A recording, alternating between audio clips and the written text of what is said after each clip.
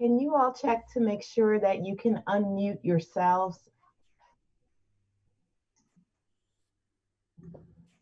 Okay, Chuck. Yes.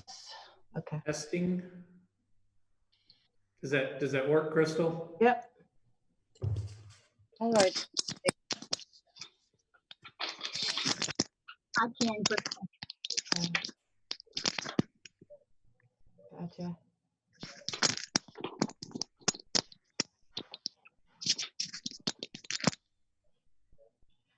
Okay, there's one person online who I cannot identify based on MTNFFY. Can you just tell me who you are? Who is it?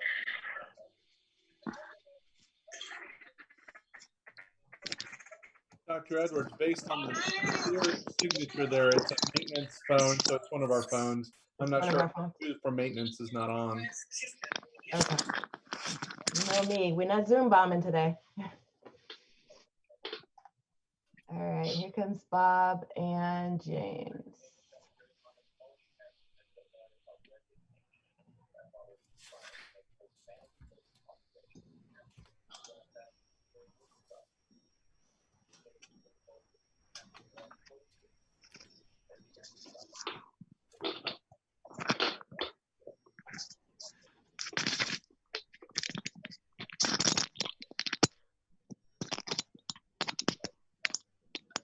Sharon, your hand is up.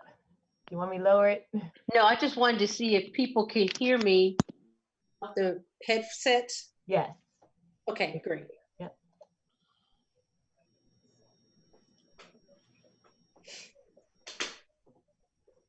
Can you hear me? Yes, sir. All right.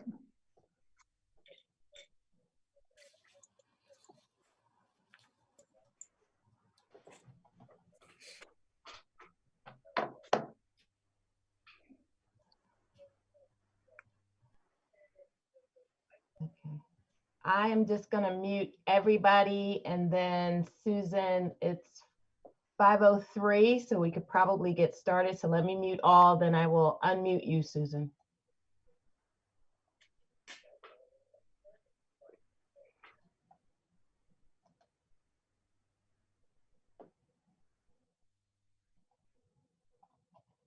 And I don't see anyone else in the waiting room. Okay. Austin, you good to go down there?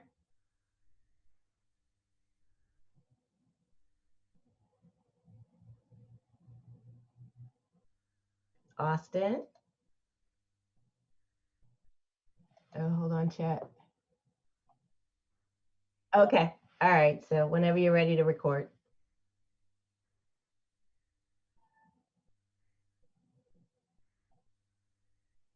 Susan, we can't hear you.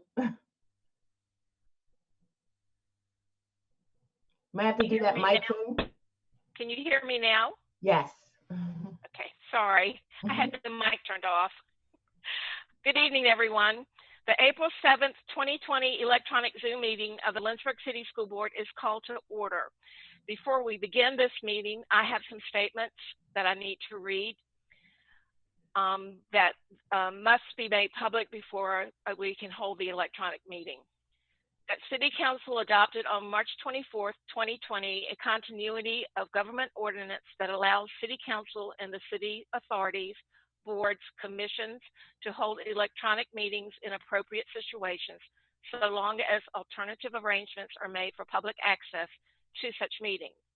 That Virginia's executive, legislative, and judicial bodies at all levels have declared states of emergency based on the advice of health directors and taken unprecedented restrictive actions to limit physical contact among citizens. That the coronavirus makes it impractical and unsafe, even life-threatening for a quorum of the public body to physically assemble in one location. That there are important essential matters pending that the public body needs to address in order to continue the work of government. Those alternative arrangements have been made for public access to the electronic meetings by streaming live on YouTube and broadcasting on Comcast Channel 17 at 5 p.m. Meetings are rebroadcast daily on Comcast at 10 a.m. and 7 p.m. and available online on the LCS YouTube channel. Before we begin our meeting, I want you to make sure that you mute your speaker. Your speaker should be muted unless you're speaking. If you want to ask a question or make a statement, send me a message through the chat option. Wait for me to call on you before you start speaking because there's a delay from sound and you could be speaking over someone else. Voting tonight will occur by roll call. I am now asking each board member attending this virtual meeting to identify themselves, starting with Board Member Evans and proceeding like we were going around the table.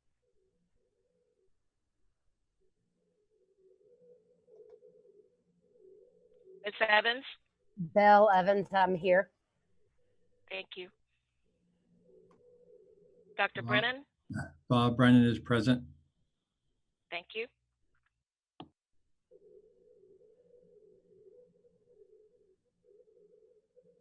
Ms. Carter? Sharon Carter, present. Dr. Coleman? James Coleman, present. Susan Morrison, present. Dr. Nillis?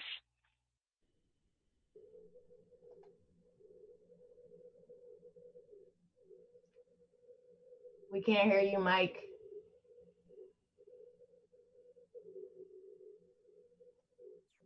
Can you go down to the left-hand corner where your little mic is and there's an arrow and make sure it's on the headset?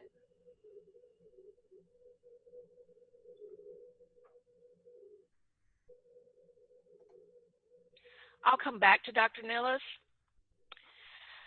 Dr. Sinai? Kim Sinha, present. Mr. Harvey? Gary Harvey, present. Thank you. Dr. Gupta? Atul Gupta, present. Thank you. Dr. Nillis? Mike Nillis, present. Thank you. Dr. Edwards, would you identify the staff that's going to be joining us tonight? Sure. We have CFO Kim Lakonich. We have our board clerk, Christy Maservi. Going across, we have our supervisor, IT, Chuck Yarbrough. We have Hope Town's attorney, Dr. Coleman, our director of CNI, Janine Daniels-Bosher, who is the supervisor for special ed, Austin Journey, who is in our tech department, who's also recording this and live streaming it, Marie G., our director of personnel, Dr. Copeland, who is our deputy superintendent, Ethel Reeves, director of FACE and engagement and opportunity, Steve Gatsky, we have director of facilities maintenance, and Angel Garcia Ablanque, Mr. A, who is the director of transportation. Did I miss anyone? Okay. Thank you, Dr. Edwards. That takes us to the first order of business, which is the approval of the agenda for tonight's meeting. The school board chair recommends that the school board approve the agenda for the April 7th, 2020 meeting. Is there a motion to approve?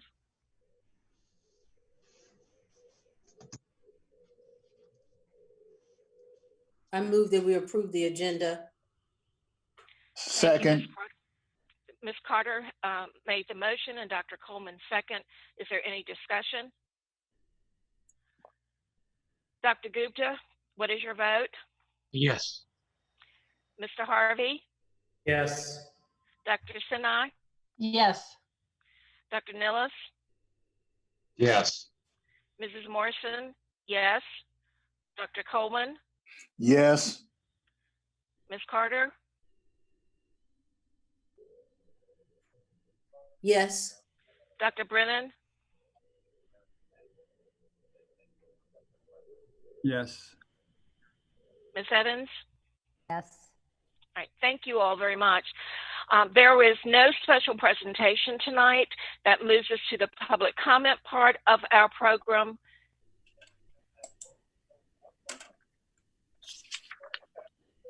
In accordance with policy BDDH, public participation, the board welcomes requests and comments as established in the guidelines within that policy and as modified to comply with the governor's state of emergency. Persons or groups wishing to address the school board may do so by choosing one of the following. Send a written statement to the school board clerk at masurveyca@lcsedu.net. Statements will be read during the public comment section of the school board meeting. Number 2, leave a voice message on the school board clerk's phone line at 434-515-5077, and the messages will be played during the public comment section of the school board. Written statements and/or voice messages should include the name of the person submitting the comment, the subject of his or her remarks, and be limited to 3 minutes per individual and 5 minutes per group. All written statements and/or voice messages must be received no later than 15 minutes prior to the start of the meeting. We have 5 that were submitted today by email, and I think 1 voice. And Dr. Coleman is going to read the messages that we received by email. Thank you, Dr. Coleman. Thank you, Madam Chair. And these are 3 minutes, and so you'll let me know when to stop if I go over on any one of them. The first is from Libby Fitzgerald, and she states, I am speaking in favor of changing the current LCS policy of automatic prohibition of returning prison inmates volunteering in our schools. This change is up for a formal vote tonight per the recommendation of the Equity Task Force. And since it has been studied and researched and discussed and committed for several years now, I am hopeful the time has come to make a final decision on the issue. If judges, after studying nonviolent and non-child predatory felons cases, make decisions that are changing people and are ready to safely return to society, who are we to say they are somehow of less worth, of less value to our schools than others? I know many of these guys. They played football with our son at EC Glass and spent years in our home. We cooked for and ate with ex-felons at the Gateway. They all made stupid and terrible mistakes at 18 or 19 due to bad influences in their lives. Decades ago, as you probably know, they got slapped with huge sentences, often disproportionate to their crimes, which were for the most part nonviolent drug offenses because they couldn't afford good representation and often because they were Black. Now many are out at middle age, desperately trying to cobble their lives back together to do the right thing. As you know, in our sometimes unforgiving society, they face almost insurmountable odds against their success. So my question is, why should we at LCS pile on with yet another roadblock, another no, when the ex-felons who have children wish to volunteer in their schools and be a role model for them and for other children? Well, we all know we have plenty of kids in our schools who are walking a fine line between choosing a good life or a life of crime and coming into contact with someone who made a big mistake, paid a big price, and now is being productive again and can be an inspiration to many of them. So the bottom line in my mind is when you have served your sentence for your crime and been released, it should be done. You should be restored to first-class citizenship and not made to pay for the rest of your life for something you did long ago. How do you and Dr. Edwards implement a new policy is up to you and her. But at the very least, please get rid of the automatic and demeaning prohibition against ex-felons volunteering, as many school systems in the Commonwealth have done. I know you worry about liability, but to our knowledge, none have experienced any issues of that kind. So I urge you to have the courage to be enlightened and creative about how you make a more forgiving and welcoming volunteer policy work for everyone. The second is from Brianna Patillo from Longwood University, political science, pre-law, criminal justice minor, and a part of a National Society of Leadership and Success, Sigma Alpha Pi. Good afternoon. I am Brianna Patillo. I am very proud to see that the school board is making changes to the volunteer policy and getting rid of the automatic restriction and moving to a case-by-case basis. I am hoping that the school board has found a process to make this equitable so that people like my uncle are able to volunteer at the schools with their children. That concludes Brianna Patillo's statement. Thirdly, we have with us comments from Tyler Milton, he, his, to the Lynchburg City School Board. I wish you all well in the midst of such a strange, scary, and unprecedented time in our world. The time social distancing in my home has allowed me to reflect upon feelings of loneliness that has arisen from the isolation. I envy the folks who are able to social distance with their loved ones and to find comfort from their presence and embrace. As a gay individual, there exist a number of barriers within this culture to finding someone with whom I can share my life. One of the most prominent barriers to this is the culture of silence and shaming that shape a collective narrative towards the queer community. The impact of this can be seen in numerous ways, including fear of being out about one's sexuality and or gender identity, hesitance to be seen or in a queer partnership, and paranoia towards the persistent threat of discrimination. While the world endures a collective experience of fear, I ask that you alleviate a more localized threat for Lynchburg City queer students by adding sexual orientation and gender identity into all non-discrimination policies. You can help to craft a culture of greater inclusivity, safety, and love. That concludes Mr. Milton's statement. All right, fourthly, we have Solvik Kijesit from Lynchburg, Virginia. Thank you for this chance to give input on the issue of discrimination in our public schools. I refer to all types of discrimination. Ridicule and demeaning of individuals should have no place in our society, and especially not in our school system. Our children should feel safe, whether they are rich or poor, gifted or needing special help, whether their background is Asian or African or European. Tonight, we are talking specifically about gender and sexual identity. How do we best handle those issues in the public school setting? Sometimes our prejudice is conscious and overt, but many times we are unaware of our hidden bias. White privilege has been the context in which we have lived for generations. Homophobic ideas have been the norm. It is impossible to comprehend the pain that has been carried down through the years by persons who have been considered different.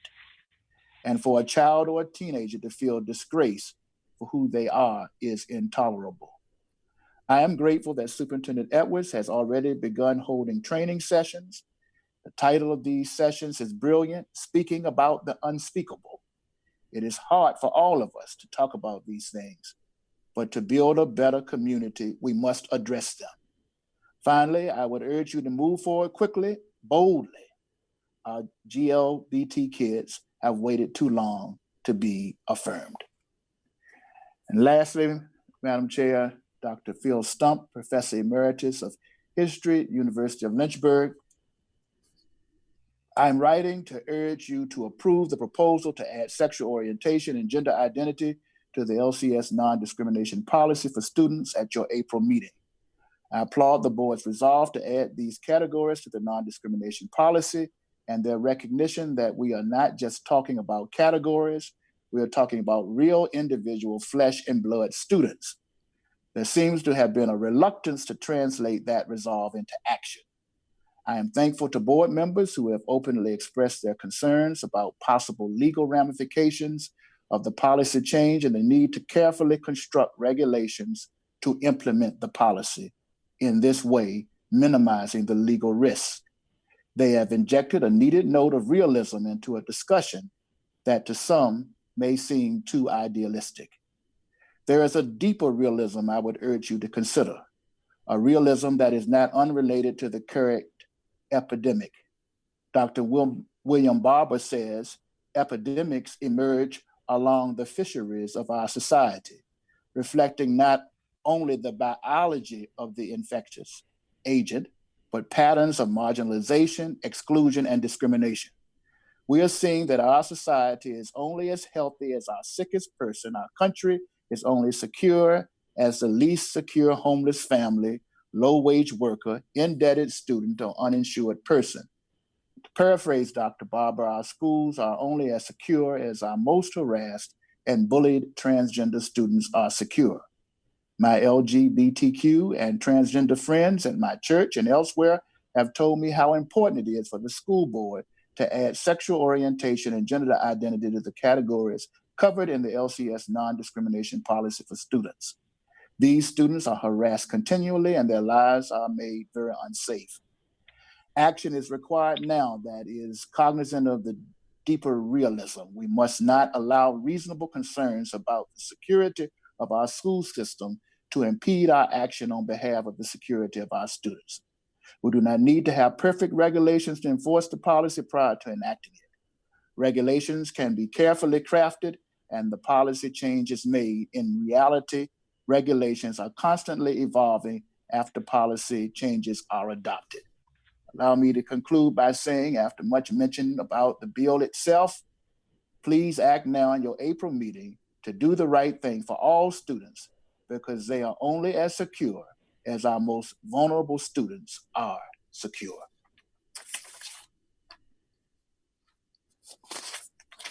Thank you, Dr. Coleman. I think we have one phone message. Yes, this is Robert Flood. I'm calling to speak on the behalf of the ex-offenders volunteering. I'd like to thank the school board for giving me the opportunity to speak again, and I hope everybody's staying safe. I just read the email I got from someone stating that everyone convicted of a felony offense or a misdemeanor may be disqualified depending upon the nature of the offense and the volunteer activity. If I could get some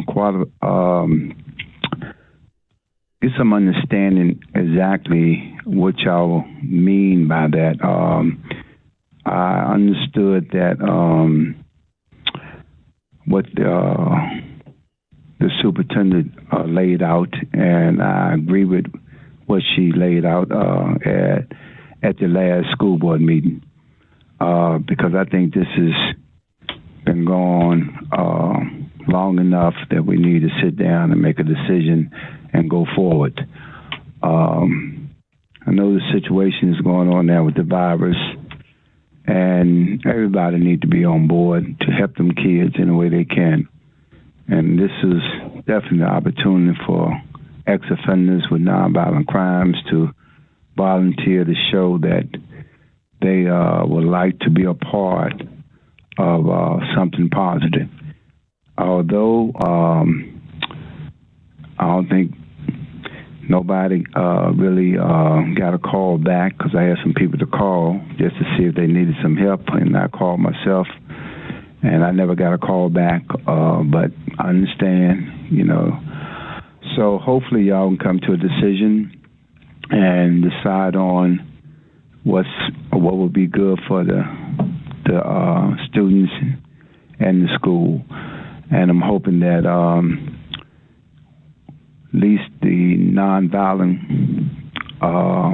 crimes as felonies that can be looked at and determine if they will be able to volunteer not only to work with the kids, but as far as athletic coaching, assistant coaching, after you screen case by case. I know that's how I think y'all talked about doing it. But anyway, I appreciate the time, and I'm glad y'all made this call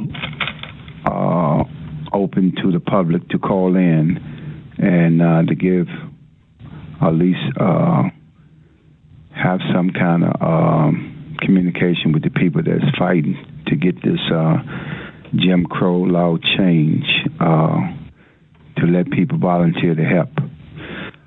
Thank you, and have. All right, that concludes the public comment section of our agenda. We now move to E, Finance Report. Dr. Edwards.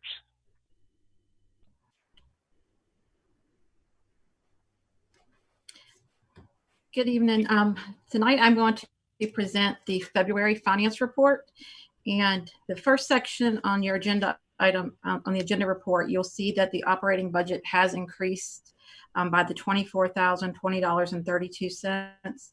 And that increase is because we've received some insurance proceeds, and those funds got allocated back to the departments in which the damage was done so they could get the items repaired. Majority of this was bus accidents where the insurance company did send in those proceeds. The revenues received to date were 56.92%. The expenditures to date are 58.73%. Expenditures, including all encumbrances, are 92.66%. The third section on the agenda report is the health insurance transactions for February. This is what was presented to the Finance Committee meeting. Our beginning balance was $943,233.99, and our ending balance is $850,877.09. Our additions to the pot was $867,000, and we have spent $960,000. So we did spend a little bit more than we took in, but we still have a balance, and we are seeing that our claims are going down right now because a lot of the doctor's offices aren't doing a lot of the non-essential procedures. I would like to say that this is our report that is our pre-COVID-19 report. Since February, a lot of things have changed, and we have instituted an essential only spending model because of our unknown on our revenues. And I just want to let the board know, we did discuss it the other week, but there are some factors that we're looking at as far as some of our state funding that is based on things we can't control, such as your sales tax. There's this lottery funded items. So we are monitoring this in this last quarter. We're going to be monitoring it very, very closely because we do have those unknowns. And just to be proactive in that, we want to stop any non-essential spending just so we can cover any of those shortfalls. Do you have any questions? I know apart from I'm sorry, I should have raised my hand. Come in through chat. Oh, chat. Dr. Nilles has a question.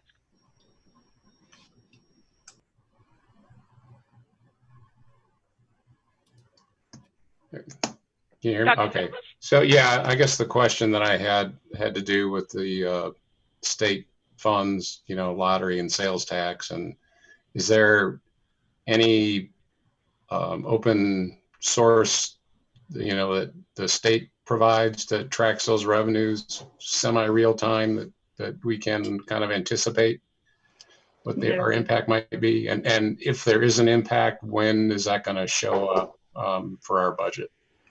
For the sales tax, there's a two-month delay. So we're expecting to actually see this in May and June. The state cannot tell us at this point. That's one of the things they do not guarantee is what your sales tax revenue is going to be, because it is an unknown. But in light of businesses and all closing, we know that there is going to be some impact, and we're just monitoring and trying to be proactive to cut on the unnecessary expenditures so that we will be able to stay within budget. Thank you. Any other questions? Dr. Brennan and Dr. Gupta both have their hands up. Okay, Dr. Gupta. I know you talked about sales cuts on the revenue side. On the cost side, do you expect savings going forward because of this only essential personnel only? And how much will it be able to mitigate the negatives of loss in revenue? And I have another question once you answer. But we're still trying to ascertain all the savings that we may experience. There's some non-personnel that we're going to see, and you are going to have some savings because we're not going to be having some of the overtime, the substitute costs. So we are diving into all of those, not having the fuel for the buses every day. We are going to see some savings from that, and we are monitoring that and working with every department to look at their POs. When you look at this finance report, when we say expenditures, including encumbrances, a lot of our departments have put in their POs for the year. And if there are things that aren't going to happen now, since the situation is changing and the schools are closed, we're asking that they go back and let's reevaluate all the open POs and adjust accordingly. We're expecting some of our utility costs to go down. We expect the water. We don't have the children in the building, so we're looking at every avenue of savings, but we want to just be proactive to make sure that we stay within the limits. And then if somehow we do not get the hit that it could be for the sales tax and the revenue does come in higher, then we will have that to look at maybe shoring up future year. I have a follow-up. Can I ask now? Yes. Yes. So the other question is, I know savings we're trying to do, but I hope we avoid, in my personal opinion, savings of prorating coaches' salary, because they are year-round, they're dedicated to the students, athletes for all year. So I hope that's not on the table as we move forward. Dr. Brennan has a question. Guys, one of my questions was the idea of saving, if we have any savings. So Dr. Gupta has covered that. The other is, I know there are a lot of unknowns, but theoretically on March 31st, we were supposed to do our average daily enrollment. Do we have any idea what's going to happen to that as far as our using that to be paid by the state? We are still using the March 13th ADM to determine our enrollment. So that shouldn't be a problem. And everybody was worried about, with us not being in school, how would we do the average daily enrollment? Thank you. Ms. Carter? Oh, hold on, Sharon. Oh. There you go. Dr. Brennan asked the question that I had. Any other questions? Dr. Edwards, at our last meeting, we gave you the authority to move money from line items. Have you had to do any of that as of yet? No, we have not. Okay, thank you. All right, any other questions for Ms. Lakonich?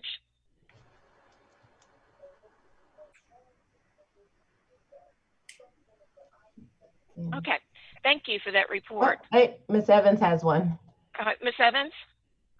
I do have a quick follow-up to Dr. Gupta with the coaches. Is that the time to talk about this, or is it not the time to talk about this? You can ask the question. I'm just asking if we looked in any further into the stipend for the spring coaches, because I know they're paid twice and they were not going to be paid the second part of this stipend. So I was just wondering if we looked at that again.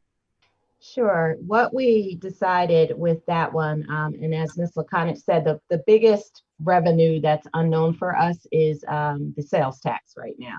So one of the things that we tried to do was make sure that we could cover regular salaries of our teachers, our transportation folks, nutrition workers included. And even with the nutrition department, they typically during the regular year are reimbursed for meals that they serve, and that reimbursement covers their salary. And we're not sure right now if they are going to be reimbursed the same way, or if they're actually serving the same number of meals to cover all of the salaries. So we did put a little contingency in our operating budget to say if we needed to cover the salaries of the nutrition workers who have been serving meals since this began, we want to make sure that we could do that. And we put in a spending freeze, including giving the coaches the first half of their stipend with a hold, that we can revisit that once we are a little bit sure about what our revenues are and where we stand. We certainly don't want to get to the end of this and not be able to pay our staff their regular salaries as well. And we're also wondering how the stimulus money will factor into this. So that we will revisit it. I just didn't want to promise everybody that they would get everything without knowing really what our status of our revenues are. Okay.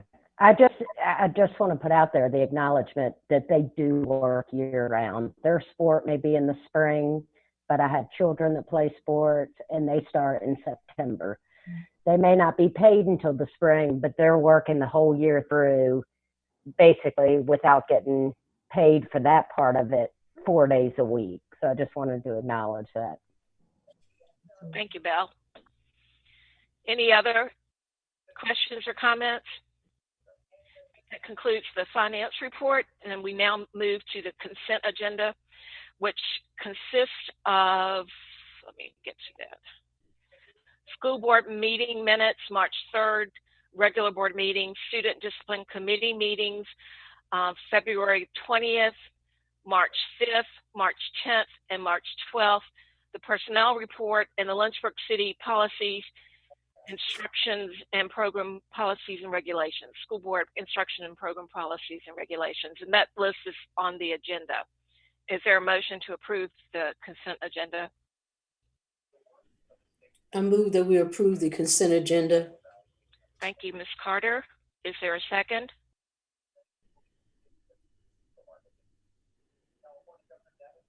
I'll second.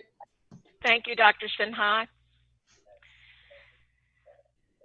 So we have a motion and a second. Ms. Evans, how do you vote? Yes. Dr. Brennan?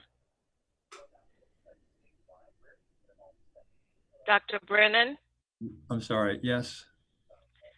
Ms. Carter? Yes. Dr. Coleman? Yes. Morrison? Yes. Dr. Nillis? Yes. Dr. Sinha? Yes. Mr. Harvey? Yes. Dr. Gupta? Yes. Thank you. All right. We do not have any student rep reports tonight. That takes us to H, school board committee reports. I'm not sure that we have any, but I will ask. Finance committee, Dr. Gupta. We didn't meet yet. Thank you. Governor's school committee, Mr. Harvey. Yes. The governor's school is moving forward with their current programs because they are already set up to do distance learning. They also are moving ahead with their selection process with a very strong applicant pool from LCS this year.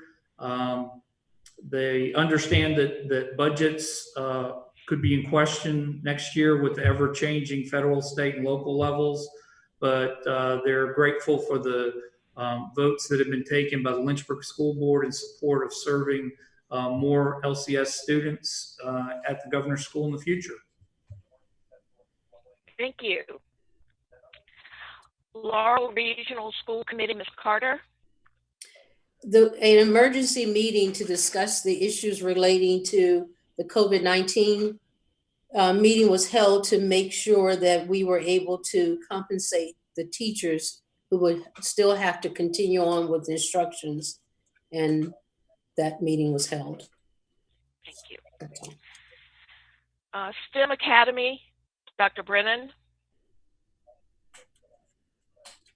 Sorry, I have to get used to the mute and unmute button. But yes, the STEM Academy did meet on March 31st, and most of the discussion was regarding the COVID effect on the students, and that the CVCC obviously closed after spring break, and also discussion regarding the grading policy, all of which was, I think, addressed very thoroughly by the board, and we plan to meet again by teleconference next time. Great, thank you. The Legislative Advocacy Committee, Dr. Brennan. Oops, I was just gonna unmute myself. So we have not met, but we have had some activity, which is Dr.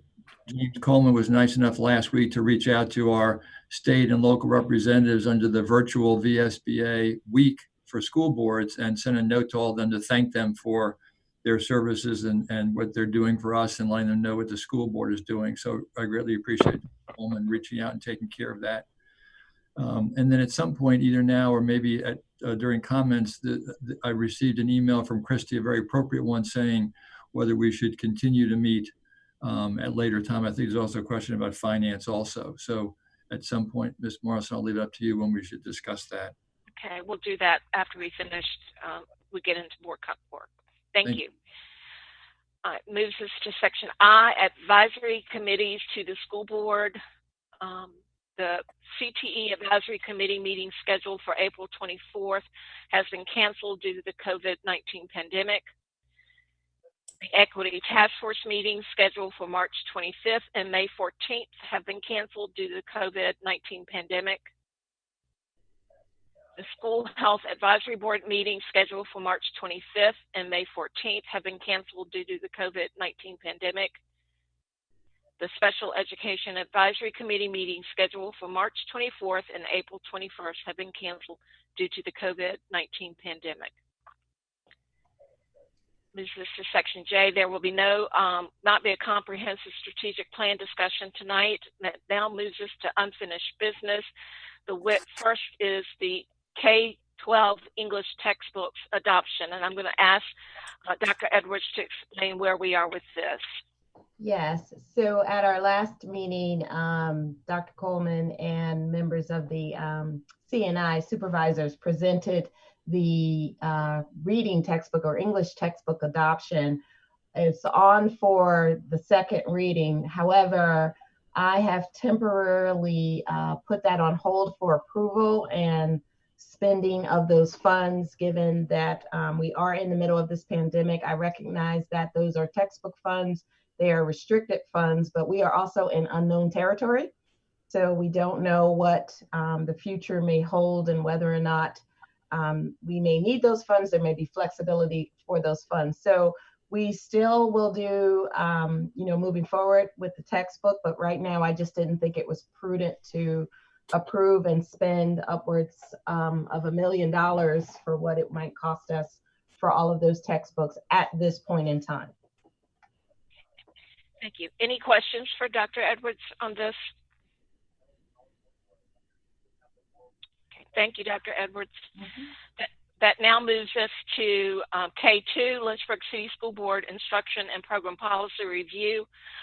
At the January 14th, 2020 school board meeting, the school board requested additional details regarding the proposed process for reviewing applicants who wish to volunteer for Lynchburg City Schools.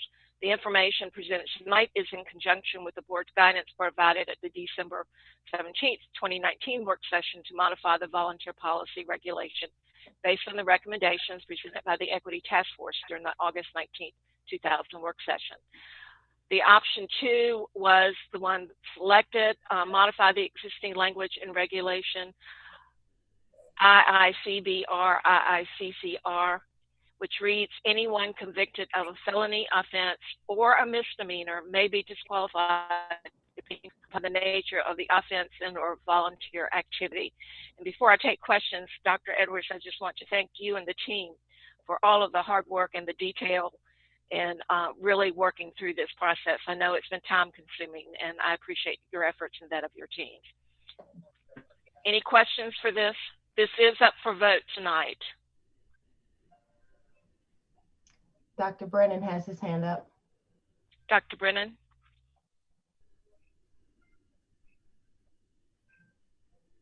Thank you, Ms. Morrison. And I'd like to thank Attorney Towns for the nice explanation she sent us about misdemeanor and felonies, which we had requested at our last meeting. I thought that was very helpful and a very clear list of definitions that helps us move along. As everyone knows, this is a topic that I have been interested in for a long time, since Dr. Coleman and I were on the Equity Task Force back in 2017. And I think it's moved a long way in the last 3 years, particularly on the last 6 months with the help of the direction of Lynchburg City School Administration and the Equity Task Force. And I'd just like to sort of briefly review a little bit of what's happened in the last 6 months, so we're all sort of on the same page, since this is a topic that's been going on for a long time and is a little complicated. But in August, the Equity Task Force did a presentation to us where they pointed out really several things and really requested several things, but their main conclusion was that they felt that our students are best served with a diverse and engaged volunteer population, that the current policy prevents an equitable and inclusive learning environment, and the current policy disproportionately impacts our African-American community. And they asked that the they requested, and their recommendation was that there should be a consistent review process so that potential volunteers can be screened and decision rendered promptly to allow them to volunteer or not. And as we all know, as a result of that presentation, we had a work session shortly thereafter in December to discuss the different aspects. And in there, we talked about the idea that we felt there should be three aspects to this. One is there should be a protocol for the review of applications, which consisted of a panel of administrators and school representatives and representatives from the Engagement, Equity, and Opportunity Division. We felt obviously that there should be parameters for evaluating applications for felony convictions, whereas any convictions involving a crime against a minor related to child abuse would exclude an individual from volunteering in Lynchburg City Schools. That was going to be step number one. And then exceptions to volunteer policy regarding felony convictions not related to crimes against minors or child abuse would include some other parameters, which included things like the severity of the crime, the circumstances surrounding the underlying act, whether the crime was a violent crime or involved a weapon, et cetera. We've seen that list, and I think it was a very appropriate list. And then lastly, we asked that if there was a change in the policy, that it would be a pilot project, and then it would be done on a case-by-case basis with regular updates to the board to feedback the results. Dr. Edwards and her team took those three ideas and ran with them. And then in February, we had a board meeting where she presented a very impressive volunteer review tool that walked us through what the different levels would be of individuals with different crimes, including their relationship to their probation and a variety of other ways that we spent a lot of time on. And then lastly, we asked Attorney Towns to report back to us to help us understand what were felonies and what were misdemeanors and those issues. So I think we have the board over the last many years, and particularly the last 6 months, has spent a lot of time on this topic, and administration has obviously also spent a lot of time. I think there are 3 or 4 points that I'd like to just finish with that I think have been repeated in the past, but would like to do so one more time. First is that one of our main goals with this revision is that we want to have safety first, which is what's stated on the review tool, that any volunteers under the guidance of a school official and approved applicants may chaperone and/or assist with the supervision of other people's children only under supervision by a school official. At point 2, one of the things we're really trying to do with changing the volunteer policy and increasing the pool is we really want to establish in the future a dynamic mentoring program in LCS that uses volunteers who are interested and committed to helping our students in a long-term plan. And this would be one step towards doing that. And then point 3 is that we've been asked in 2017 and again in 2019 by the Equity Task Force, which is an advisory committee of community representatives, to change this policy to allow individuals with felony convictions to apply as volunteers in our schools. And we've also had a multitude of individuals from the community, including Reverend Carl Hutcherson, Eugene Tweedy, Danny McCain, Robert Flood, and a variety of other people asking us to make this change. Lastly, as I've already said, I think there's been a lot of information that the administration has done for us. We are way ahead of other districts. You know, there are other districts that will do a case-by-case basis, including Danville and Nelson County and Harrisonburg. There are some districts that don't even include this on their application anymore, like Charlottesville, Albemarle County, and other areas. We have taken, I think, to a higher level the idea of doing a case-by-case review with what Dr. Edwards and her administrative team have given us as a tool to work on this. So in conclusion, I hope that we're going to have a meaningful and detailed discussion tonight about this policy. But I hope that we will end with being able to make a motion to make the change that's stated in that one sentence, which we think would then allow our position to change as far as allowing individuals to volunteer who have had a felony conviction in the past. Thank you. Dr. Nilles has a question. Yeah, Based on the recent legal advice that was passed out, does administration believe there are any changes needed to the evaluation tool and the sort of hierarchy?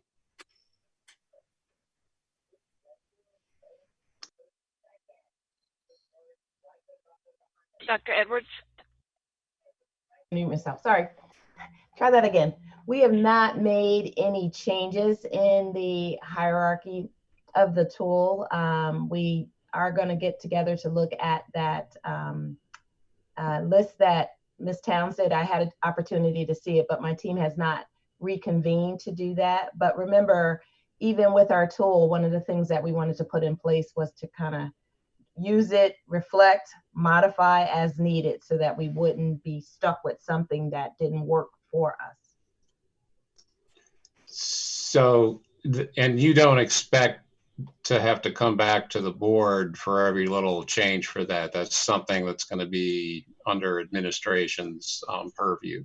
Yes, exactly. So the tool may change, but that's more like a regulatory tool for us.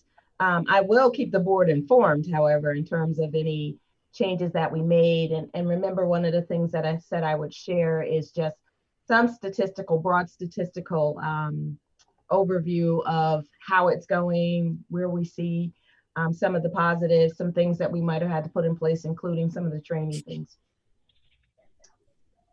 Yeah, I just want to reiterate that and I know all the board members feel this way, but it's, you know, the safety of the kids is paramount, and that's certainly my position on this, and I feel good about where we're going with this overall. So, thank you. Dr. Coleman?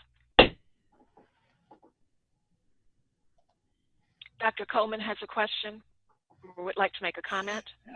Yes, thank you, Madam Chair. Dr. Brennan did an outstanding job overviewing where we started and how we've gotten to where we are. I'm very, very proud that each of the board members, to my knowledge, has had an opportunity over this long journey to raise questions, and I think that our superintendent and staff have addressed as many of the concerns as could possibly be addressed.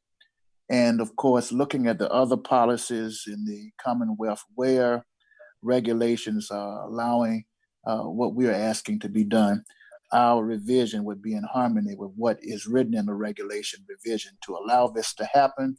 And all of the details, of course, would be in-house. And so I'm just very proud of our board. And I hope that there's anyone else who wants to say something, would please share it and know that it's okay to share your thoughts. And I'm certainly prepared to make a motion at the appropriate time that could happen, but not right now.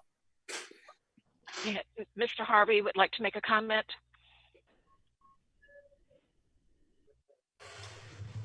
Thank you, Madam Chair. I'd also like to reiterate my thanks to the administration, to all of our staff who have worked on this policy, to all the members of our community who have passionately spoken out and encouraged us to move forward with this. The only request that I would like to have is I would like to ask that the administration give the school board a report in December. And what I would like to have shared with us is just sort of a review of the protocols and procedures. You know, how successful the implementation was. I mean, I'm expecting it to be a huge success, but I would just like to know what might have been some of the unknowns or some of the changes, because I know we talked about that there are going to be some unforeseen conditions that we do need to address. I would also like to see if we can keep a tabulation of the number of applicants that have been submitted that fall under this policy. I'd like to know how many of them were approved, and if any were denied. I'd also like to know that as well. And I'd like to see if we can even possibly make a judgment on how this might have impacted our overall volunteer hours, that with making this change, we are actually able to see an increase in the number of volunteers within our schools. So it's just more of a request that some feedback come back to the board regarding this process. Thank you. Ms. Evans? I just wanted to say I as well thank the administration for doing everything you've done, and hope that paper that you sent out for us to read this weekend was a huge help for me to break down what everything was. So thank you. And I'm excited that we're at this point, and sounds like that it's going to happen, and it makes me happy. Thank you. Ms. Carter? Well, I just wanted to say that I do thank the administration for all the work that they've done, but I also see that we had other pressing issues like the middle school gifted studies program, and also we're looking at, I see this almost as ironic to our alternative ed and the students there, that they may have some of the same concerns. Like, what is their process? We've never looked at, I've been on the board for almost 5 years. I've never seen a report about how many students in alternative ed have a way to get back to their base schools. What is a tool like that for them to get back to their base schools? They can say that they made one little mistake. It may be a huge mistake, but they've made a mistake and they've gotten to alternative ed, and now what's their process to get back? But here we are looking at this for about 2% of volunteers. And like I said, in 5 years, I've never seen this for the students at the alternative ed school. And the other thing is, I still think about what the legal team told us about how we are inviting a risk, and it's a foreseeable risk. And the other thing is, we have placed things in place for due diligence, which is the criminal background check. And that is the way that our measure, that we've been measuring everything according to that standard. And now we're opening the door for, who knows, it could be a lot of still unintended things or unintended circumstances. And what's the next, what's next? And I know there are a lot of other divisions or hiring places that will not even consider you if you have used or taken marijuana, regardless of how long it's been. And I don't see them changing. And it's almost like we're being asked to change some of our systems. And that's where I stand. Thank you. Anyone else have comment? I have a comment, and that is, I still have a great deal of concern about the workload that we're putting on our administrators and our teachers. I have a concern that parents don't have a say in this, and I also have a concern that there are a lot of places where people can volunteer that parents can decide to send their students. They cannot not send them to school, but they can send them to after-school programs dedicated to volunteers. It is also my understanding that this is about volunteers in the school, not coaches or assistant coaches. Is that correct, Dr. Edwards? Yes, that is correct. Okay, thank you. Any other comments? Is there a motion? This is up for vote tonight. Is there a motion? Madam Chair, I move the adoption of modifying the existing language in the stated regulation to anyone convicted of a felony or misdemeanor may be disqualified depending upon the nature of the offense and or volunteer activity. Thank you, Dr. Coleman. Is there a second? I'd second that motion. Dr. Brennan, we have a motion from Dr. Coleman and a second from Dr. Brennan. Any other discussion? We're going to do this by roll call vote. Dr. Gupta? Yes. Mrs. Evans? Yes. Mr. Harvey? Yes. Dr. Brennan? Yes. Dr. Sinai? Yes. Ms. Carter? No. Dr. Nilles? Yes. Dr. Coleman? Yes. Mrs. Morrison? No. The motion passed 7-2.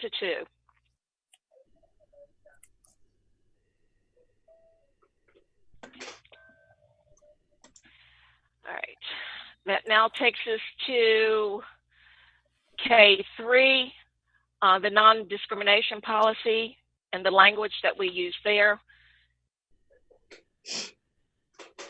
The new language that we are looking at is the Lynchburg City School Board is committed to non-discrimination with regard to race, color, religion, national origin, ancestry, political affiliation, sex, gender identity, age, marital status, genetic information, disability, or any other characteristic protected by law.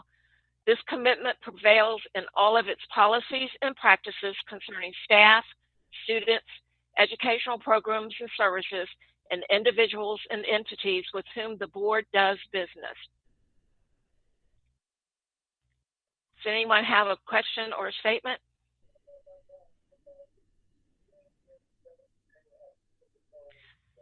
I see Dr. Sinhai.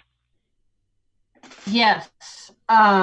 Looking at this, the list is very thorough, although it doesn't include sexual orientation, which I do not think was the intent, that it should be on that list. Okay. And then secondly, the list appears to be consistent all the way through to I believe it's the last one, JFHAZ,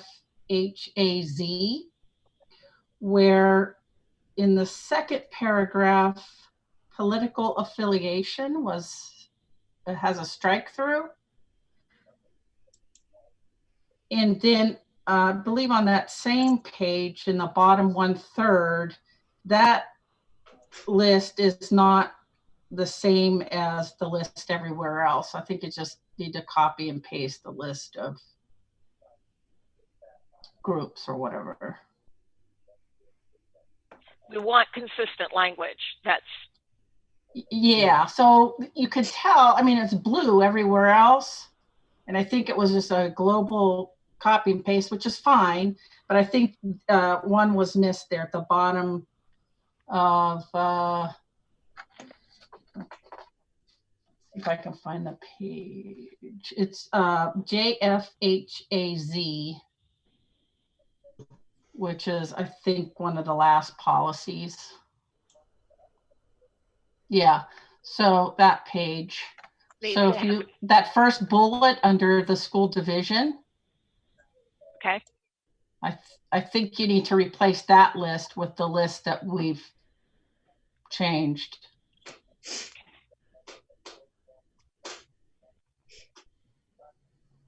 Any additional questions or recommendations? This is not for action tonight. Mm-hmm. It is for discussion, and it is for vote in our May meeting.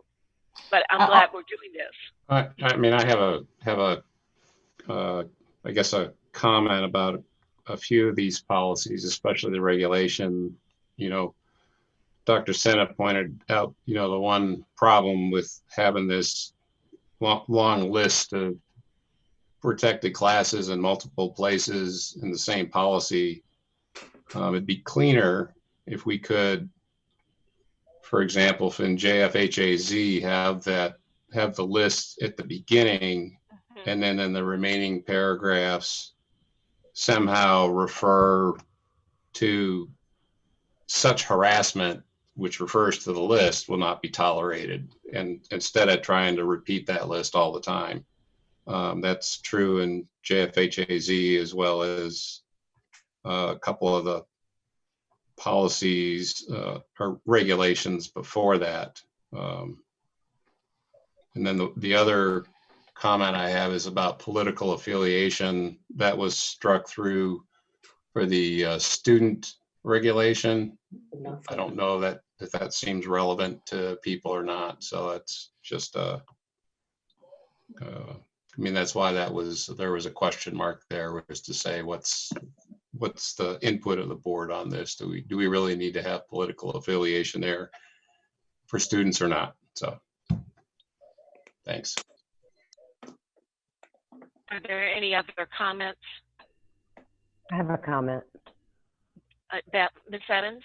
I just like what Dr. Nillis just said about maybe just having that list at the top and then referring back to it. I think it's less confusing. I think it gets very wordy, and I agree with you. But I had a question kind of to Kim, you said that, Mrs. Morrison, did you make a note that she said sexual orientation wasn't included? Okay, I just wanted to double check. Yes, that was Okay. that was an omission, but that was, I thought our intent was to definitely include that. Okay, perfect. Thank you. Dr. Coleman has a question. Okay, Dr. Coleman, I'm sorry, I'm having trouble looking at three things here. No, man. No, Madam Chair, I'm doing the same thing. I hope you all can hear me. I certainly want to thank Dr. Nillis for all of the work that he has done, trying to clean up all of the language and kind of looking at it. And I understand what Dr. Sinha was stating about the sexual orientation piece. And as we continue to ponder, I just wanted to put on the table, Madam Chair, that Senate Bill 868 has not been signed by the governor as of yet, but it actually deals with prohibiting discrimination for sexual orientation and gender identity in all facets of our communal life. I can send that link. House Bill 145 has actually been signed by the governor already to be in law July the 1st, dealing with prohibiting transgender orientation type of issues. And so this most recent iteration of the General Assembly has made some bold steps in dealing with this matter. And so I don't see where we would be going out of order in following what we're being given at a higher level. So let me make sure that I'm understanding that we did intend to include sexual orientation in the policy, and that we like the idea of putting the list at the top and then that referring to that list in the regs. Is that what I'm hearing? I hope so. I hope so, yes. Yes. Okay. Yes. All right. Thank you. Any other suggestions so that we can clean this up and then get it in the right order so that we can vote on this in May? Dr. Sinha has her hand up. Thank you. Well, one other thing, there are a couple of places where we refer to he or she, and I would recommend replacing that with the universal them. And most often that's found under the complaint procedure, under file a report, where it says any person who believes he or she has. You could change it to any person who believes they have. So the singular they there, that's kind of just a minor detail. And then I had a question excuse me if I'm showing naivety or whatever, but I have a question about the use of the word color.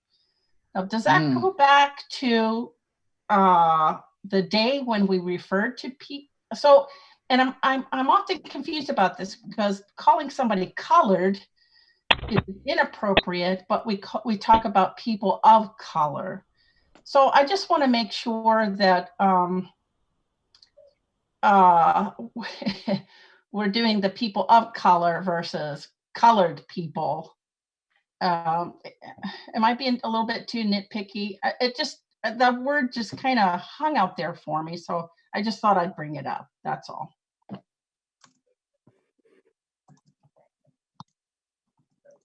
And I can speak to the use of right there.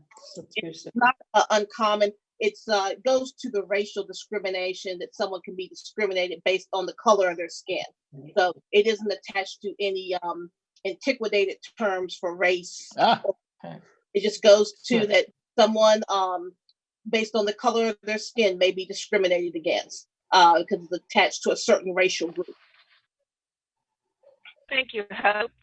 Kim, does that answer your question? Yeah, that's what I thought. I just wanted to be sure. Thank you. I appreciate that. Are there any thoughts of inserting they and them instead of he and she? No, I feel that would be more than appropriate. Any other board members have comments on that? Yeah, I'm an old school grammar guy. If you want to make it neutral, then you can reword it so you don't need a he or she. Some of the VSBA policies that we have he or she in there. So I find it seems, you know, in conversation, they seems to be a little natural when you're referring to just kind of in general, it's sort of a casual colloquial, but when I see it written down and you don't have an agreement there with the pronoun plurality or singularity, it's a real clunker for me. So that's my comment. Dr. Coleman, did you have a comment? Yes, very brief comment. I just want to say to Attorney Towns, I like that word she just said a few seconds ago. Text that to me because I like that word, and you explained that, which Dr. Sinha stated very, very nicely. Any additional comments on they and them, or he and she? The they, them has now been more widely accepted, and you'll see it more frequently in use. So that's one aspect of it. But another is it speaks to the policy itself, where gender identity and non-binary and things to that. So I think for that reason, it's also appropriate to have non-gendered language. Dr. Edwards, you have any thoughts on this? No, I'm okay. I'm just trying to keep track of all the changes so that when it comes back up for at the next meeting, that it's presented with the changes that you guys are discussing. Okay, thank you. Dr. Coleman, does VSBA have any, looks like, are they going to change their language in their policies? I have heard no discussion of any change as of right now. Elizabeth Ewing could be the person that could be contacted for further information on that. I will do that tomorrow. Thank you. All right, so we have adding sexual orientation, putting the list at the beginning, making it consistent, the language applying back, and we are, Dr. Nilla's question, political affiliation for students. I think if we're going to do it one place, we need to do it all the way. We need to look at they and them, and I will call Elizabeth tomorrow. I know I have her home number, and then I'll get an email out to you all. How does that sound? But we are going to get this language consistent so we can vote on it in May. Any further thoughts, questions? If you do, okay. Crystal, Dr. Edwards, I took notes on this too, and Ms. Messervy and you and I can work on this and see where we can get it consistent, make it consistent. Okay. Great, thank you. All right, that now moves us to new business, Special Education Annual Plan Part B 2020-21. And Ms. Daniels-Bosher just appeared. There you are. All right, Madam Chair, the rest of the board, Dr. Edwards, what we're submitting for informational item tonight and for action item in May is the Special Education Annual Plan Part B, Section 611 flow through application and the Section 619 preschool grant for 2020-2021. This is an annual plan that is a formal agreement between the local school board and the Virginia Board of Education for the implementation of state and federal laws and regulations related to services mandated for students with disabilities. And accordingly, the disbursement of funds to the school division is contingent upon the school board approval of this plan annually. Lynchburg City is applying for the special education flow-through funds. The application must be approved each year and submitted to the Department of Ed. The total amount is $2,113,610.90. $197,453.12 of that is the 611 flow-through funds, and it'll all be used for special education staffing, as well as special education services and speech services that are provided parentally placed students attending local private schools or that are homeschooled. We did send letters out to all of the private schools that we deal with. They were invited to the February SEAC meeting. To date, we have not received any comments from them, but we will continue to get those until the next approval in May. Due to the fact that we were not able to meet with the SEAC committee in March, we sent the plan out to them for their review. That is a requirement that they review it. And to date, I haven't received any other comments.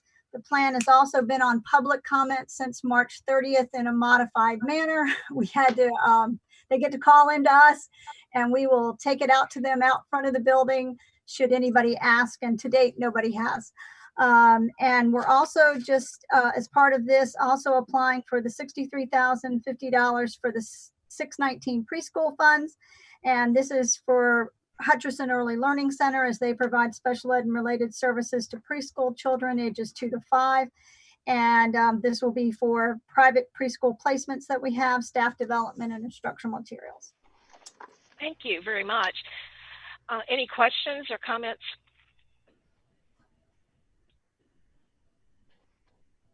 Dr. Brennan has one. Dr. Brennan? Oh, let's unmute you first.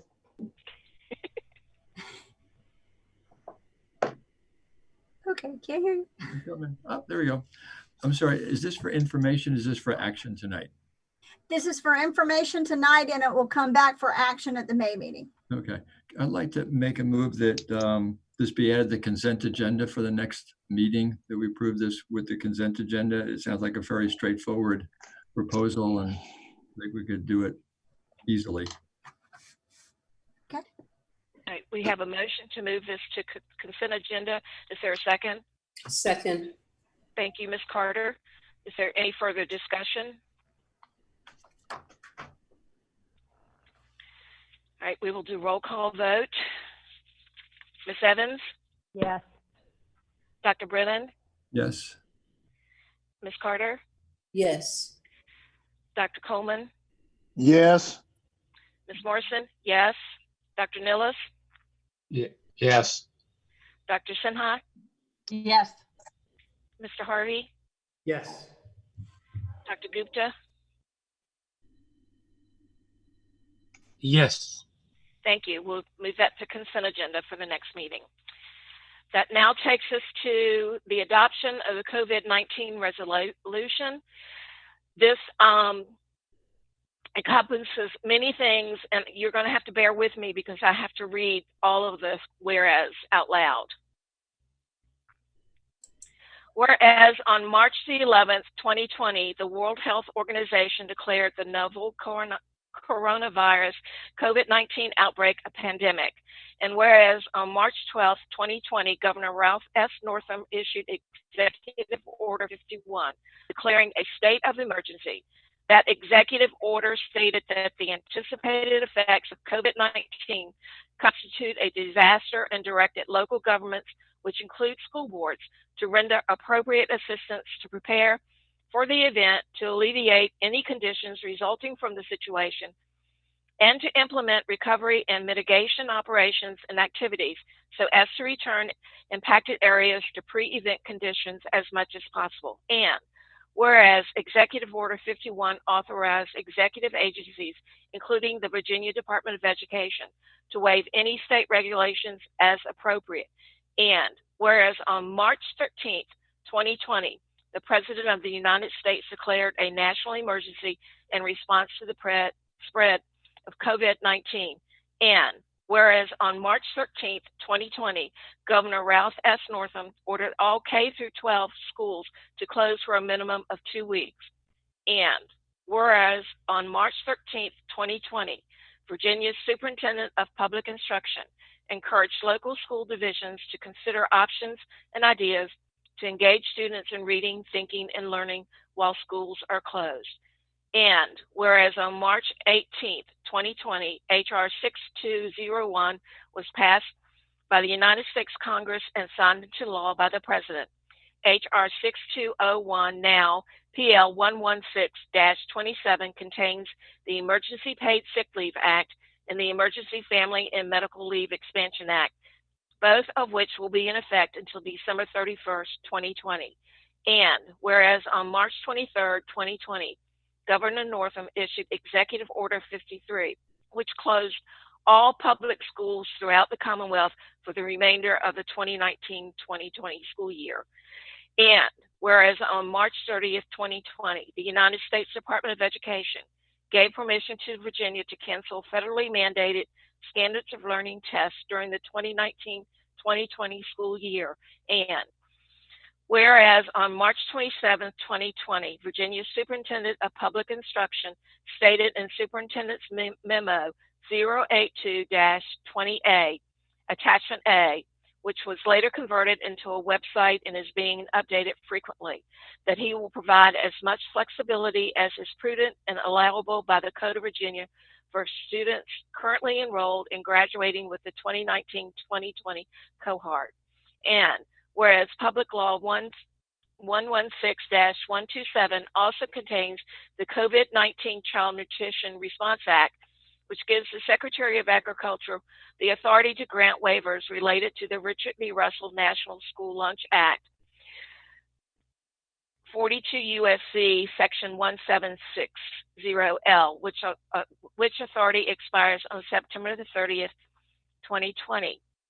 And whereas Lynchburg Superintendent of Public Instruction has announced that numerous regulatory requirements will be waived as authorized by Executive Order 51. And whereas on April the 2nd, 2020, the Virginia Board of Education indicated its approval for waiving certain regulatory requirements regarding awarding standard units of credit and locally awarded verified credits. And whereas additional waivers of existing state and federal regulation and changes to state and federal laws may be announced during the pandemic. And whereas many Lynchburg City School Board policies reflect requirements of state and federal laws and regulations that have already been waived or may be waived because of the pandemic. And whereas Lynchburg City School Board's usual practice is to make changes to policies only after the proposed policy change is considered at 2 school board meetings. And whereas the Lynchburg City School Board needs to be able to adapt school division operations to rapid changes in law and regulation. And whereas enforcing the requirements of existing policies could result in outcomes inconsistent with current laws and regulations as they exist after waivers. Now, therefore, be it resolved that the Lynchburg City School Board suspends such policy or provisions within policies which reflect legal and or regulatory requirements that have been waived by the governmental authority which enacted those requirements. And now, therefore, be it further resolved that the suspension of policies of the Lynchburg City School Board is in effect for the duration of time that the waiver of laws and or regulations reflected in the policies are waived. And now, therefore, be it further resolved that the superintendent is directed to inform the board of any regulations that's suspended by the superintendent and the duration of such suspensions. Now, therefore, be it further resolved that the Lynchburg City School Board will comply with temporary laws and regulations without enacting policies to implement those laws and regulations. And now, therefore, be it further resolved that the execution of this resolution is conclusive evidence of the Lynchburg City School Board's approval of this action. Are there any questions or comments regarding this resolution?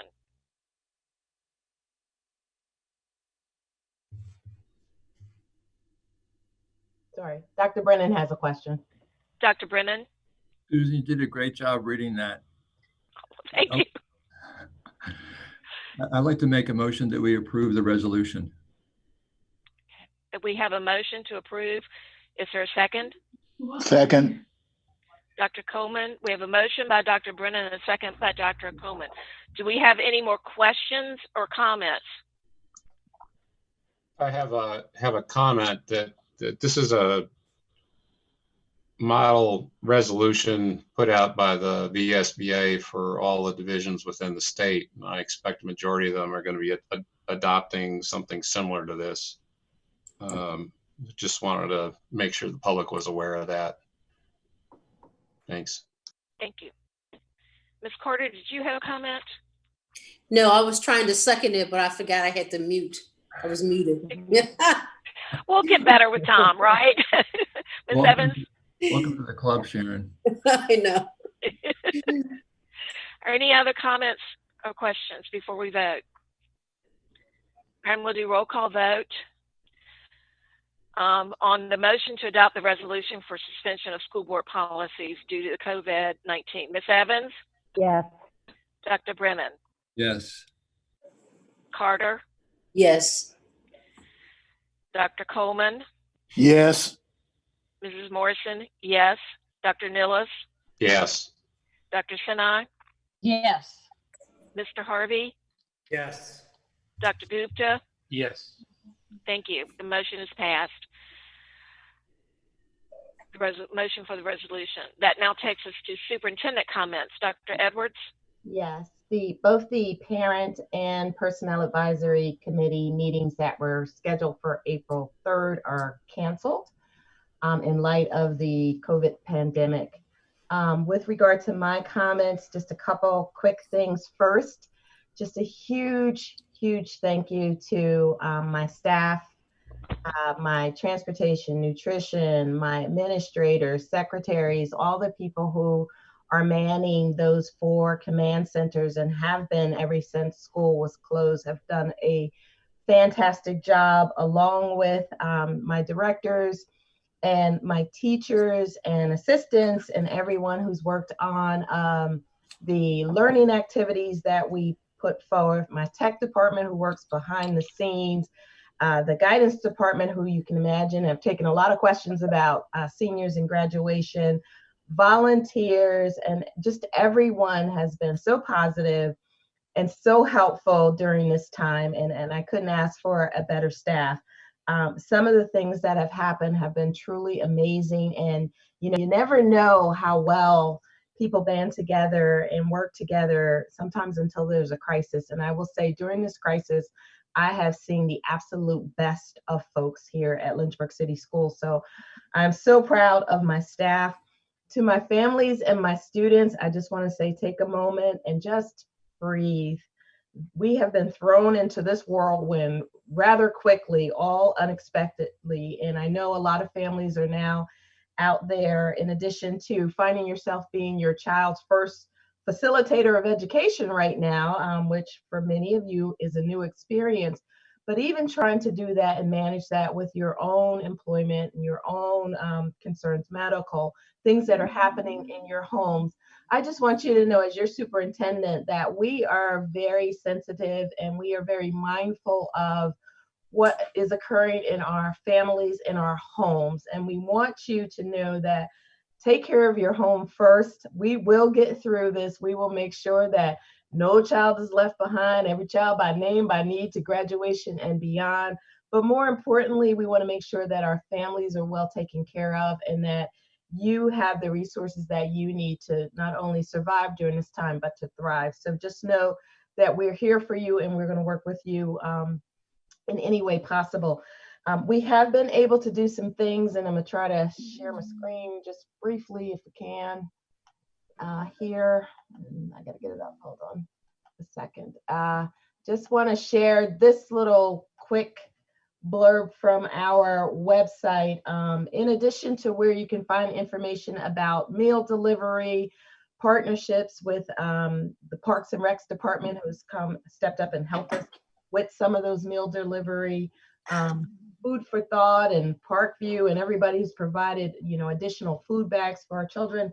Our staff have really worked on the extended learning activities and enrichment and looking at all things that kids need to know so that they can move to the next grade level or grade or content area next year. So if you haven't had an opportunity to check out our website, please do so. We did it in a way that we tried to have a weekly plan for folks and give students the ability to have choice in there. So there's some really great things, as well as the video in here. Again, kudos to all of the folks who have worked on this to make this possible. So I just wanted the board to know that that is continuing.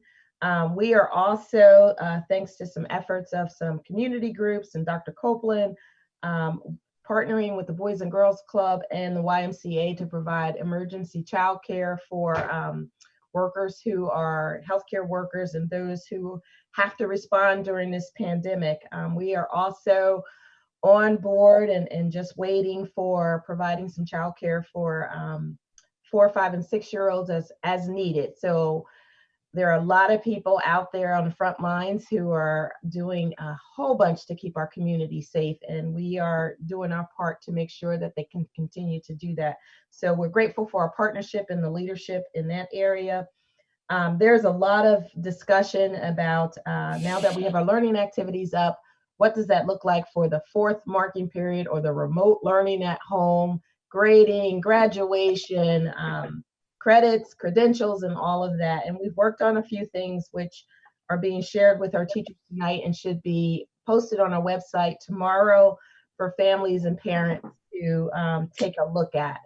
So that will help in answering a lot of the questions. Some of it is still unknown as we go through this and learn more, but we're moving step by step and trying to keep the community as informed with everything as possible. Most importantly, to my senior class, I know this is not the senior year that you had in mind when you started the senior year, but we're going to get you through it. We're going to do everything possible to make sure that nothing is dropped and that you are, in line for graduation and everything that is in your very bright future. We are counting on you all to lead us in the future. So rest assured that that will be taken care of. And thank you to this board, because I have asked you to do so many things in such a short period of time, and you've joined, you've been responsive, you've learned along with us how to do these things, and I am so grateful for your flexibility, your willingness to really do what's necessary to keep our kids and our families on the learning train here as we go, helping us with meals, and just being so available to do everything. I'm truly grateful for your support as well. Thank you, Dr. Edwards. That takes us to board comments. I'm going to go around the table and ask if you want to say. Dr. Gupta? I just want to thank all the teachers, bus drivers, and everybody in our school district for realigning in terms of what they have been doing for the last few weeks. So thanks a lot. Thank you, Dr. Gupta. Ms. Evans? I'd like to say, because I know all of you don't have children in LCS, but the communication that I've had this week from the teachers of my child has been amazing. It is unbelievable, the communication that they have put out there, and I'm super impressed and I'm very thankful. It makes it very easy to follow along with what's going on. You know exactly what they need to be doing, and I'm just super happy to have such good communication going on, so thank you. Mr. Harvey? Yes, I wanted to reiterate the thanks to all of our staff, our bus drivers, our nutrition workers, our teachers, our administration, and the leadership of Dr. Edwards. But I also want to thank the community for its flexibility and support of the actions for our school system. Seeing some of the letters to the editor that are praising what our staff is doing just really makes you feel good, and I am just thankful that the community is behind us. And I just want to say thanks to our community, and also thank you to our students for their flexibility. This is a scary time for them just as it is for us adults, and they have risen to the occasion, and we just want to be thankful to them for their flexibility as well. Thank you. Dr. Brennan? I'd like to make two comments. One is going back to the personnel report. I would like to make a comment or a shout out to several people on that list who are going to be leaving LCS that have been here for a long time. One is Karen Dearden, who was leaving RS Payne, but was a previous principal at Lincoln Elementary School. The other is Karen Nelson, who we know from Perrymont principal, who has been with us for 30 years, and I think been at Perrymont most of that time. And then lastly, a shout out to somebody behind one of those little boxes there, Miss Marie G., who has also had 38 years of experience at Lynchburg City Schools, who retiring. I just want to say on behalf of an individual board member, thank them so much for all their service and what they've done for our schools and for our children. And then I'd like to wax just momentarily philosophically as an infectious disease physician, as well as Lynchburg School Board member. 1 month ago when we met, we made a comment at that time that there were 100 cases of COVID in the United States at that time. And as of this morning, there were 1.3 million cases worldwide, and there were 370,000 cases in the United States. Things have changed so much in 1 month's time. And we all know it's affected everyone at every level of our society. But I am so inspired by the sacrifice that people have made. And as Dr. Edwards and Mr. Harvey pointed out, our school staff have been amazing and done such a great job. Also, our community has done a great job. Dr. Gupa was nice to comment about my contributions to the medical system, which is a very small cog in a big wheel. But our health system, including our nurses and our staff in the hospitals, they really are out there doing a great job. And, individuals, as Mr. Harvey said with the letters to the editor, but also small businesses, the nice article about Vector Space is making shields for our staff. I think this is going to be so difficult to get through, but I know we're going to get through it, and we're going to see a peak, and we're going to do better. And it's going to be very difficult for everyone, but I think we're going to come out on the other side much better, because I think we really are understanding that we are a community and we need to pull together, and we've done such a great job doing that. So thank you all very much for that. Thank you. Dr. Sinha? Well, I too want to echo what everybody's been saying about the way the community is pulled together. But I really got to say, for those families of us who are working at home with our kids, who are used to being on the go all the time and now are stuck in our homes and in our yards for the most part, I can't tell you how big a deal it is to go to the bus to pick up lunch. It is the high point of the day. It's a real morale lifter. It does so much more than give nutrition to children. And so I am just extremely grateful. We see the whole neighborhood come out for it.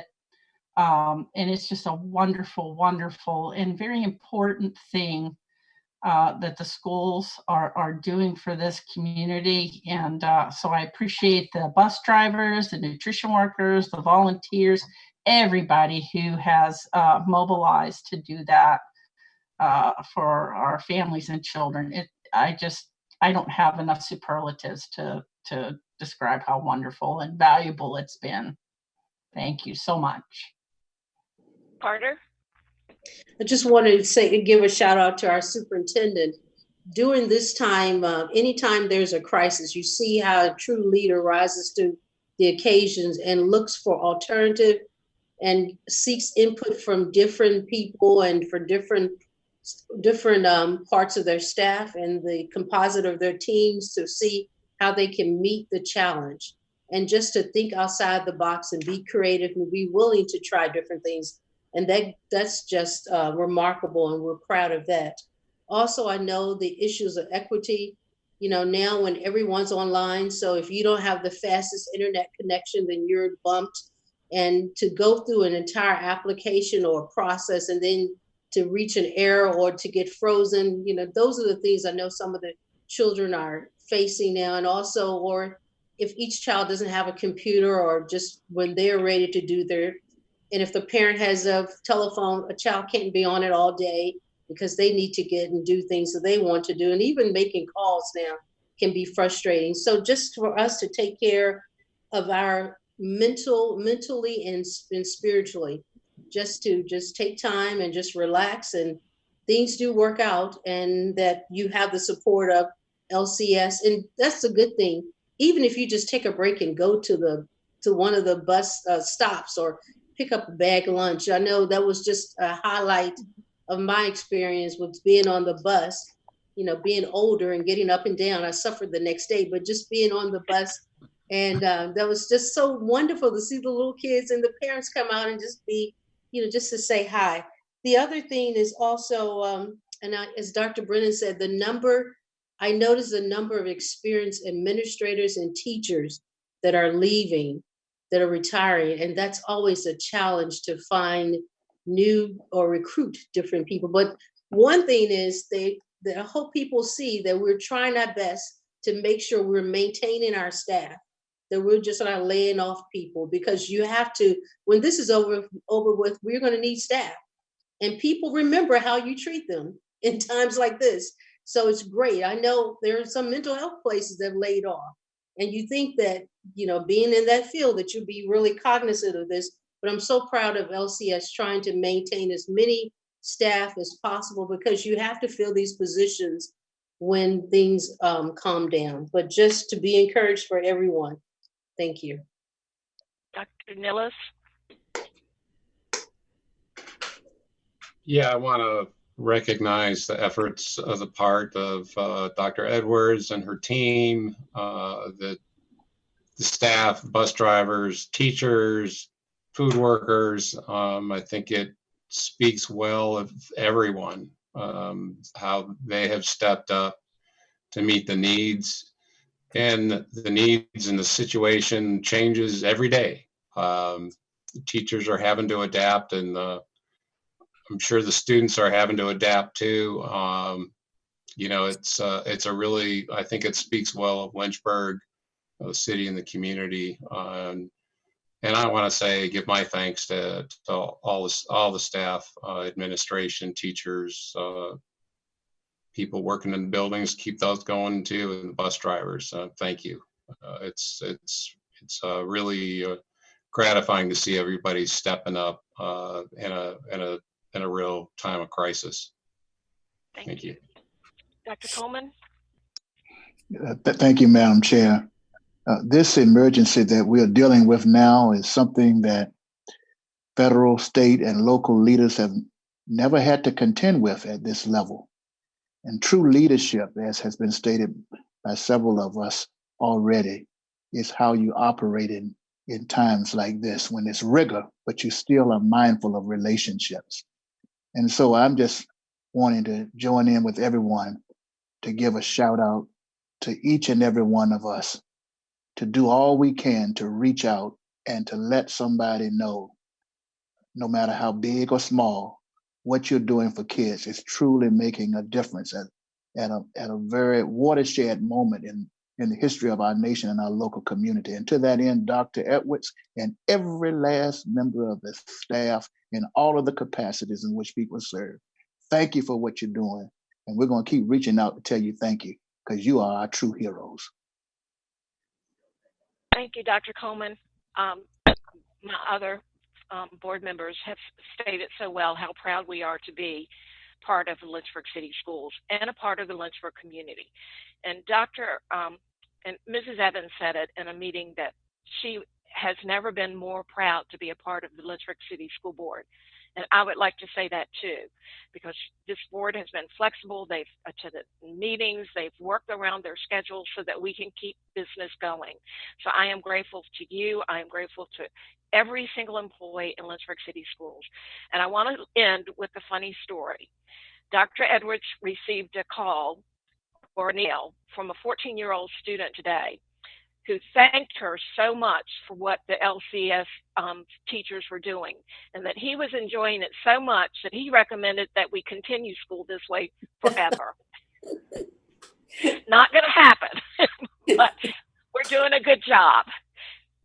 I'm going to end with some informational items. The next school board work session is scheduled on Tuesday, April 21st at 5 p.m. The next school board meeting will be held on Tuesday, May 5th at 5 p.m. Both at 5 p.m. Thank you all for coming in tonight. Thank you, Hope, for your guidance with the volunteer policy language. Hope you all have a great evening. This meeting is adjourned.